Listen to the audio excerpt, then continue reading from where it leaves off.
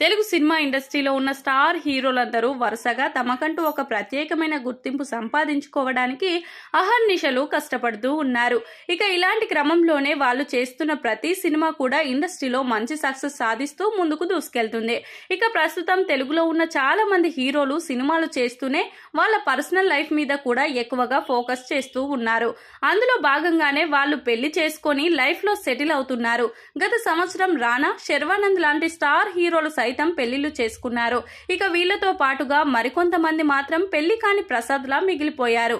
వాళ్లలో ముఖ్యంగా ప్రభాస్, రాజ్ తరుణ్ లాంటి హీరోలు అయితే పక్కాగా పెళ్లి చేసుకునే ఉద్దేశం లేనట్లుగా తెలుస్తుంది. ఇక రీసెంట్ గా పెళ్లి చేసుకోవడం అనేది ఇష్టం లేదని ఓపెన్ స్టేట్మెంట్ కూడా ఇచ్చారు. ఇక వీళ్లతో పాటు సుమంత్ కూడా ప్రస్తుతం ఒక్కడే ఉంటున్నాడు. ఆయన ఇంతకు ముందు కీర్తి రెడ్డిని పెళ్లి చేసుకుని డివర్స్ కూడా తీసుకున్నారు.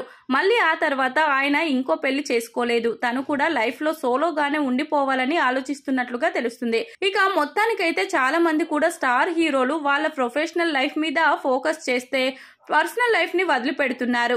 ఇక దాని వల్లే వాళ్ళు సింగిల్ గా ఉండాలనే ఉద్దేశంతో ఆలోచిస్తున్నట్లుగా తెలుస్తుంది.